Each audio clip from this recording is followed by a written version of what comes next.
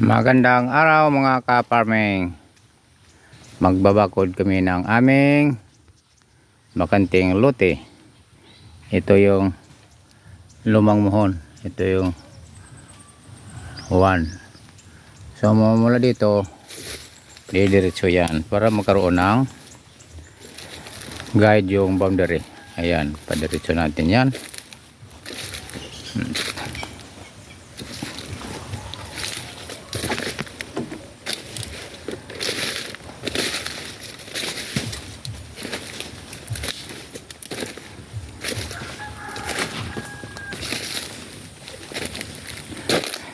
Diretso lang ito bakod, pansamantala na bakod.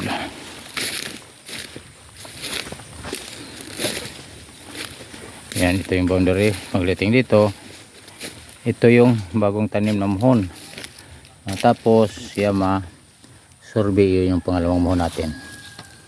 Yan, dito naman yung ating poste. So mula dito naman papunta sa pangatlong muhon ay nilagyan natin ng tali para papunta doon sa isang muhon para diretso yung ating pag babako din. Kung mapapansin nyo, meron ng mga poste. Punta natin yung sa pangatlong muhon. So yan yung ating mga kasamahan na nagpupuste para pag tatalian o pag papakuan ng ating ibabakod na kawayan. So ito naman yung pangatlong bagong muhon na itinanim, papunta yan doon. So yung kanal dito ang dinaanan ng tubig ay natamaan at na pasok pala sa ating lote.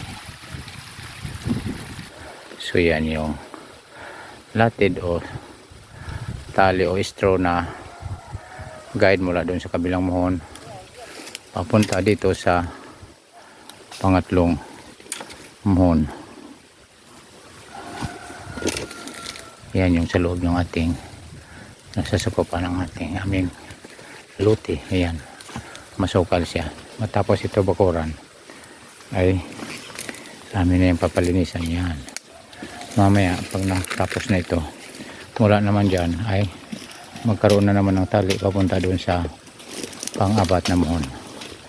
Yan yung aming pinag-abalahan ngayong araw ay magbabakod para sa boundary ng aming lote.